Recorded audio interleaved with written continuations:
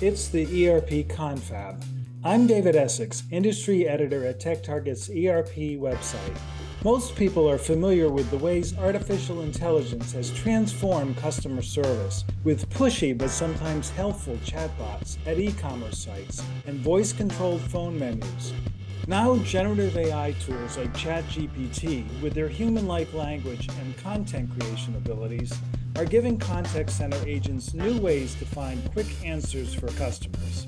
They show great promise for augmenting people's skills and making a difficult job easier and more enjoyable, instead of eliminating jobs. The guest today is my colleague Brian McKenna, Senior Analyst of Business Applications at TechTarget's Enterprise Strategy Group. He explains what the results of recent ESG surveys reveal about contact center challenges, technologies, and AI applications, and we discuss the ethical and organizational impacts of generative AI. Brian, I would say that the average person has already seen for quite some time, maybe a few years, how artificial intelligence has been changing customer service, both on the phone, when they talk into a customer service line and they have voice recognition, but also online when they're typing things in to a chatbot. Often they are now equipped with AI, including generative AI, the one that's very savvy with language. And behind the scenes, there's all this contact center technology and other technologies like customer relationship management, customer experience platforms, and all that are used to automate the process.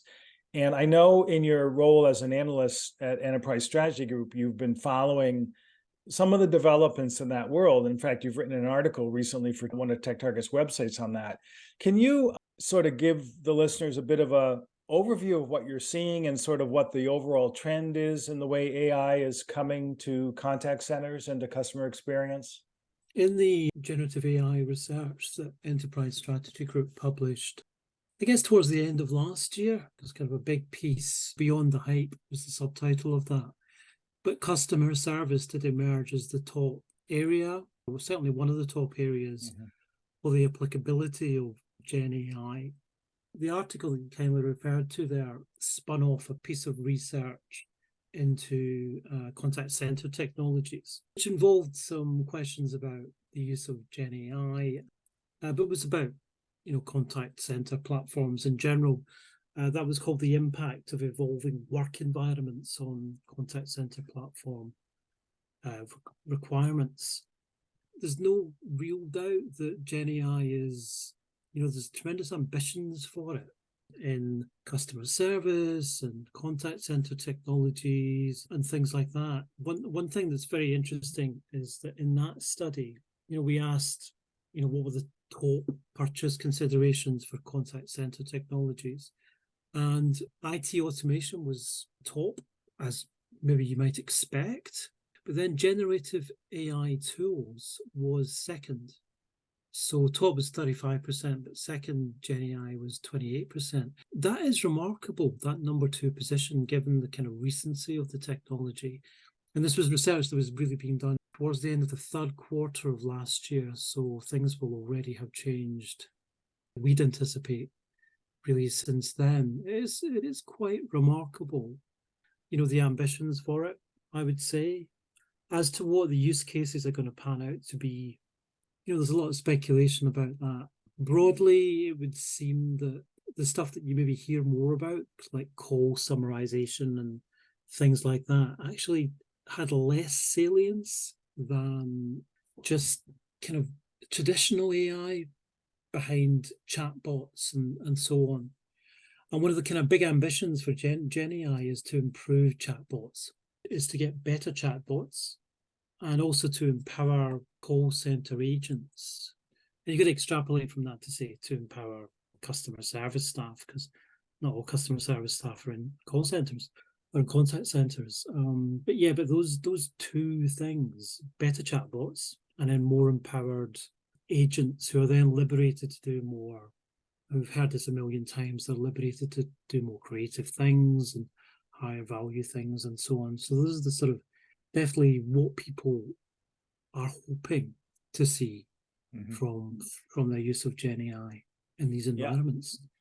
I looked at the presentation that was created for the contact center survey. And as you were saying a minute ago, the existing use cases, most popular ones, as you said, chatbots, and they also mentioned call monitoring and analytics. I think some of that's for performance too, like checking, like helping, aiding the performance of agents and then assisting agents. And so, as you said, there's been so much going on before generative AI really came along that was augmenting the chatbots that are just sort of simplistic, that don't really do any AI. And then AI, machine learning types of AI, other pattern recognition have been boosting analytics for a while. And so there was already tremendous value there. But then you have generative AI come along with its ability to do human-like communication. So that does seem like it's shifting. Even in that particular survey, the respondents are already saying that they want to do different types of uses that this new type of AI allows with its language awareness, such as summarizing the customer interactions. That was one of the top three. And also proactive customer service. Yeah, broadly, and I spoke about this, or I wrote about this in the article, there's kind of human in the loop stuff, and then there's human out of the loop stuff. And those are broad kind of concepts within the field. And generally it is said to be better to have a human in the loop.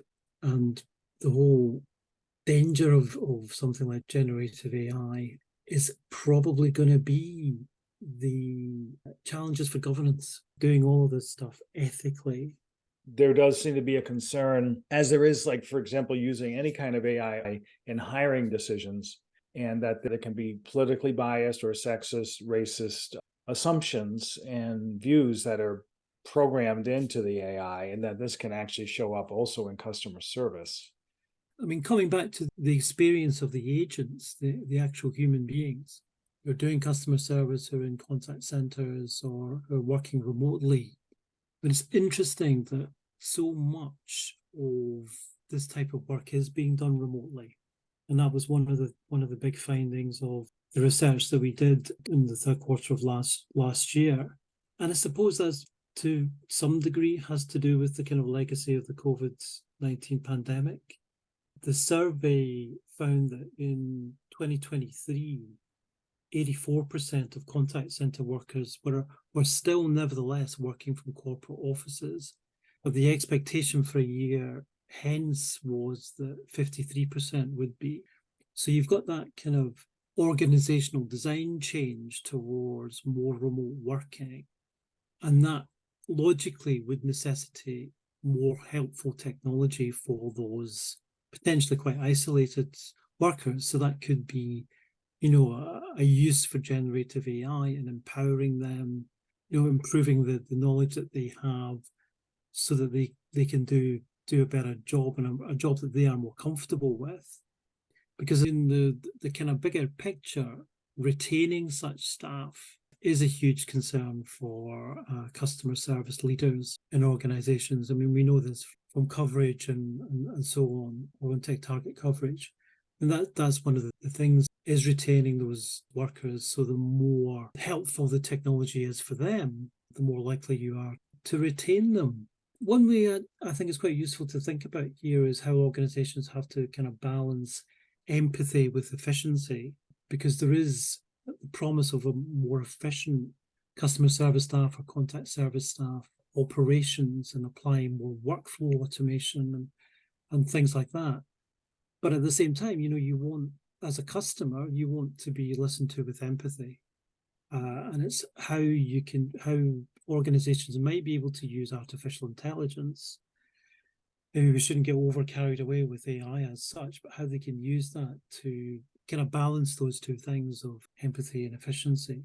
It's a very high level observation, I concede, but these are the sort of things that business leaders are having to think about, is when they broach something like using artificial intelligence in their contact centers. It seems like it's another example that we've been seeing, especially with generative AI, of a type of job where making sure the technology is augmenting and figuring out how can it augment what people do. And also, I think ideally, and we've talked about this before informally, do it with the same number of people. It seems like another kind of job one of those jobs that could be eliminated, or some positions could be eliminated through further automation. But how do you augment what customer service and contact center people already do by using the technology? And it seems like they could be more empathetic if they had a system that provided more answers for them and was more flexible, so that they could talk on the phone and have more options available at their fingertips to offer to the customer. I would imagine that sometimes the current systems are as much a hindrance as a help in that regard. And I think we've all had such a variation in the quality of customer service. The larger companies do seem better able to invest in it. We hear the opposite. We hear about the small business that's more personal. Maybe the local store, the local hardware store, or the local shoe shop, but there's a certain size you need to reach to be able to afford some of the better technology. But the other thing that we discovered is that younger organizations were more likely to be more ambitious for the use of Gen AI. So among younger organizations of like up to 20 years or indeed less, 43% strongly agreed on the potential of Gen AI. And that was significantly ahead of organizations that have been around for more than 20 years, and even more so of those organizations that are older than 50 years. So older than 50, 24% strongly agreed on the potential of generative AI. And among those were 21 to 50 years, it was 39%, strongly agreed on the potential of Gen AI. So 43% for those that were younger. It's quite an interesting finding, I think. There are some other enterprise strategy group numbers in the big survey that ESG does every year, called the Technology Spending Intention Survey. So we have the 2024 report that came out. We do, and it's just been published. Listeners can go and download those themselves. I noticed that, again, customer experience ranks pretty high. So it's not number one, but the top three were cybersecurity, information management, and customer experience are the tech areas that are most commonly targeted for spending increases this year. There's also a strong connection to digital transformation initiatives. And we were talking a few minutes ago about the size of the organization. The Technology Spending Intention Survey also showed that larger or more digitally mature organizations are making a priority of customer experience initiatives. So the planned spending increases are more common for CX technologies in companies that already have an active digital transformation initiative. And certainly spending is going to increase, and it's going to increase across all the regions in terms of CX technology.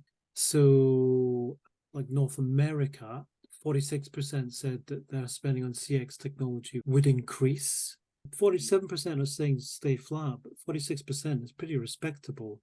In Latin America, 50% of the respondents said it would increase. In EMEA, again, 50%. And in Asia, the Asia Pacific region, 59% were intending to increase expenditure. So right across the globe, and we're very excited about this at ESG because previously our non-North American coverage was there, but we were mostly a kind of North American shop in terms of our research. But this year, we've merged with the traditional TechTarget spending survey that's called the, help me out here, David. It's the IT priorities, I think it was. Yeah, called. Yeah. Our beloved TechTarget survey. Yeah. So it's quite it's a globally significant piece of research that shows CX investment certainly increasing across the globe. I noticed that in the technology spending survey, which of course asked about Gen AI and data governance, that Gen AI is the most common data science and AI or machine learning technology that's on tap for purchases in 2024. Not very surprising at all. I think the main thing to think about there is data, because it's probably going to generate a whole new data deluge. So what do you do with that data? How do you analyze it? How do you store it? How do you secure it? These are some of the things that I'm thinking about when I think about my research for 2024, is finding out what organizations are doing to develop, things like customer data platforms. And, it's a kind of perennial issue, isn't it? But if you have more data as a consequence of the application of generative AI, then you've got an even bigger data headache potentially. So that's something that I would like to find a little bit more about. I've spoken about call summarization being relatively absent last year, and that's the kind of classic thing, isn't it? So what will develop in the future in that respect? That's something that's likely to develop. So we've talked in a pretty theoretical way. We've talked about some specific technologies, general use cases, but what about the actual products and the types of vendors that customers who are trying to do this will buy from? And when they do, how much will they be looking at the generative AI capabilities, do you think? I mean, that's a super question, and it's a question that I would like to answer or begin to answer in my research this year. I mean, if you look at the vendor landscape, you've got your ServiceNows, your Zendesks, who you could say come from an ITSM kind of background, albeit ServiceNow has moved, taken that methodology and applied it to HR and customer experience and so on. But originally it was IT help desk software that they've now generalized and delivered over the cloud and things like that. So will they be one of the key suppliers in this area? And certainly if you listen to Bill McDermott and you listen to what's coming out of ServiceNow and also Zendesk, then generative AI is never far from their lips. So it'll be interesting to see what emerges there. But then you've got your more traditional, if you like, CRM vendors, the likes of Salesforce. I'm not sure to the extent to which SAP would be super relevant here. I mean, it's mainly ERP, as we both know. We know SAP Right, and they've pulled back on some of their They CX. did, because they had that. I mean, you and I will remember this, David. They had the C for HANA, which is a way of branding their CX stuff. But nevertheless, they're in the market. And then you've got more traditional, if you like, contact center vendors, the likes of Nice and Five9 and outfits like that. So those are three broad groups of vendor that could be salient for IT buyers here. It's a very dynamic market. There is a lot going on. There's a lot still to be determined. And it seems to me the data analytics vendors will have to be part of the picture because of this new data deluge that I talked about. And things like discerning sentiment among customers. I mean, that's a key technology in terms of customer service provision and improving customer service provision. So yeah, it's a very dynamic field. There's a few sort of big picture questions I would say that weren't answered in the existing survey that you've told me you're interested in looking into in 2024, such as maybe benefits, maybe proof of benefits, and maybe what some of the barriers that companies are facing in trying to do this. Do you have any further thoughts on that? Like some of the questions you have in mind that you really feel like haven't been answered, not just by ESG, but maybe by anyone? I think that barriers is something that I'd like to get a much better handle on this year. I mean, what are the blockages to the adoption of AI and Gen AI? I know that there are some risks. We've mentioned bias. There was a piece written by Andrew Froelich, one of our regular contributors, called Six Risks of ChatGPT in Customer Service. And so these are risks, which are in a way barriers, because if people aren't comfortable with the risks, they won't proceed. Fabricated information. We know that Gen AI can hallucinate, as they say. So that's a worry for these customer service and contact center uses. Another thing is just not having adequate or accurate communication, misinterpreting the customer's question, providing inconsistent answers. So another thing that people have noticed in their experiments with ChatGPT, just even using them online, asking questions, that the answer varies to a disturbing degree. And then another risk, you mentioned this earlier, lack of empathy. The tool itself, ChatGPT itself, doesn't have empathy. And if they don't sense the customer sentiment purely through an angry voice, the kind of thing that a human will usually recognize, then they could get even more angry and be totally turned off from the company and maybe never call back again and stop doing business. And there's also security issues that I think we've seen in other uses of ChatGPT, where bad actors can insert either wrong information or they can actually insert something that's going to direct the customer to malware or some other dangerous activity on the internet. So those are some risks that I think people are becoming aware of. Definitely, those are things that companies are going to and organizations are going to have to think about. Mm-hmm. Tremendous enthusiasm for AI, for Gen AI. There is that fundamental intention to increase spending. Do you have a concrete example of generative AI use in a contact center? So my colleague, Brian Glick, the editor-in-chief of ComputerWeekly, he recently wrote and had published an interview with a chief information officer at EasyJet. This is Stuart Biddle, chief data and information officer at EasyJet, to give him his full Sunday title. And what EasyJet did they introduced this in October 2023. They introduced some Gen AI to their contact centers, effectively analyzing incoming emails. So if your flight's been delayed, you send an email to EasyJet, you say, where's my flight? Why has it been delayed? Can I have compensation for this? What's the story? Now, whereas that used to take a human analyst 40 minutes to read that, understand and compose a response, using Gen AI, they've got that down to 10 to 15 minutes. So the Gen AI application produces a summary of the email that's come in, proposes a response, and then puts that in front of contact center analyst. So there is still a human in the loop. But according to Stuart Biddle at EasyJet, the quality of the answers is so good, the number of follow-up questions has dropped by 30%.